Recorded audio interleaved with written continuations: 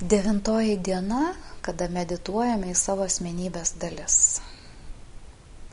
Mes pasiekėme paskutinę dalelę. Mes perėjom per daug įvairių sudedamųjų dalių, kurios sudaro mūsų asmenybę, ir šiandien mes imame paskutinę. Tai yra mūsų šaknies tema. Mūsų šaknis. Tik šitas medis auga keistai.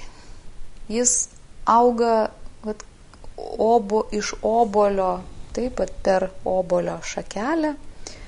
Obolys maitinasi, kaupiasi, auga. Ir jo šaknis išauga paskui. Taip, mes esame įpratę, kad pirmiausia šaknis, o po to medis.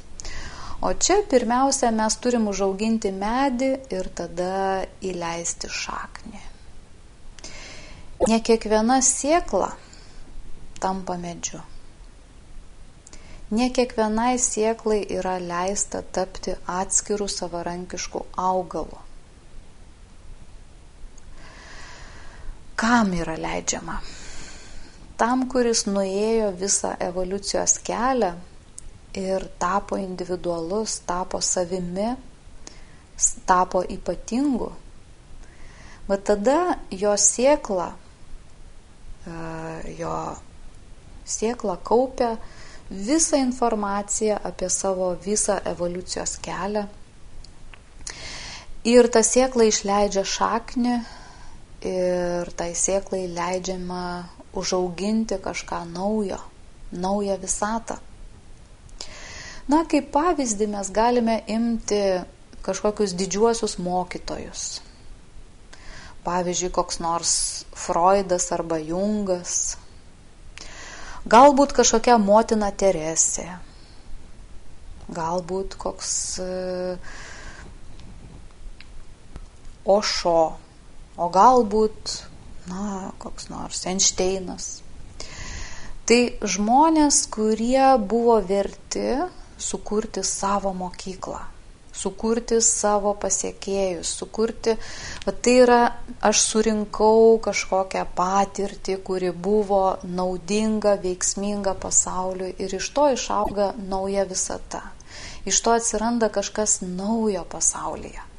Ir tai gali auginti naujus vaisius, naujas galimybės. Bet jeigu aš pats nieko po savęs neturiu ko palikti. Ar ne? Vadinasi, mano obolį kažkas suvalgys, o sėklą išspjaus ir nieko gero iš to nebus.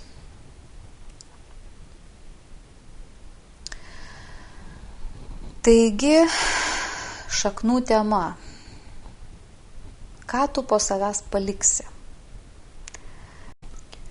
Kad ir kaip atrodytų beviltiškas gyvenimas, ar ne, galbūt atrodo, nieko aš čia nepasiekiau, nieks neis mano pėdomis, vis tiek yra galimybė kažką po savęs palikti. Mes galim bent jau medį pasodinti. Ir medis augs todėl, kad aš leidau jam augti. Aš galiu įsodinti visą parką ir po manęs paliks daug medžių. Galbūt aš galiu pastatyti namą, kuriame kažkas gyvens, nebūtinai, kad mano vaikai, bet kažkas gyvens, kažkas turės, nes aš palikau jums. Galbūt aš savo miesteliui galiu padovanoti suolelį. Kažkur padovanoti miestui, kažkokiam parke ar kažkur, ar ne?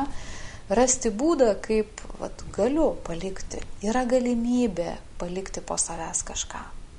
Visada yra galimybė. Tikint karmos dėsniu, jeigu aš prisidėsiu prie kažkieno veiklos, padėsiu kažkam vykdyti didelę veiklą, karmos dėsnis tai man irgi grąžins. Ar ne? Jeigu kažkas nori įsiamžinti, padaryti didelį darbą, aš nors truputėlį prisidėsiu ir jau karma man grįžta, kad ir aš galiu kažkur palikti ženklą apie save.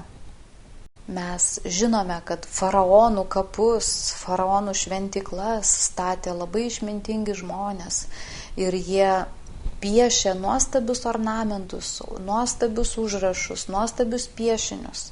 Visa tai buvo faraonui, visa tai buvo faraono įamžinimui, bet per tuos piešinius mes matome, kad patys tie žmonės irgi įsiamžino. Mes suprantame, kad ne patys faraonai tai piešė. Taip, ir mes suprantame, kad jie prisidėdami prie kažkieno didelio darbo, jie patys perėjo į amžinybę ir juos daug tūkstančių metų visi prisimena, žiūrėdami į jų darbus. Nors ten jų vardo gal net nėra parašyta, bet mes suprantam, kad jie paliko didelį palikimą. Tad šiandienos užduotis yra prisiminti, kieno sėkla aš esu. Pirmiausia, prisiminti savo protėvius, kurie augino savo medį, giminės medį. Kiek aš prisimenu dienoraštyje, turiu paminėti kiekvieno vardą ir už ką aš dėkoju, už ką aš prisimenu šitą žmogų. Surašykime ir vardus tų išėjusių protėvių, kurių galbūt mes ir nematėm niekada, bet žinom, kad ten kažkoks buvo prosenelis Aleksandras, ar ne.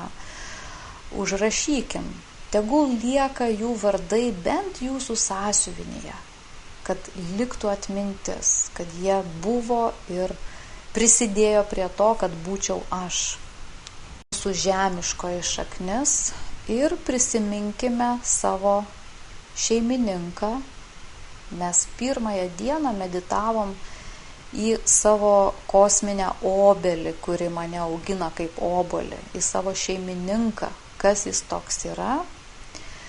Taigi, ar žinom jo vardą, ar nežinom, bet paprašykime jo, kad padėtų mums palikti šaknį, kad mes galėtumėm savo gyvenimu būti prasmingi ir būti naudingi pasauliui, kiek tai įmanoma.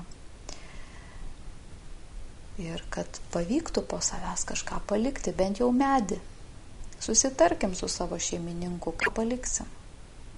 Ir galbūt atėjus pavasariui ar rudeniui, kada bus palanku, gal jūs tikrai kaip savęs atminimą pasodinsite medį.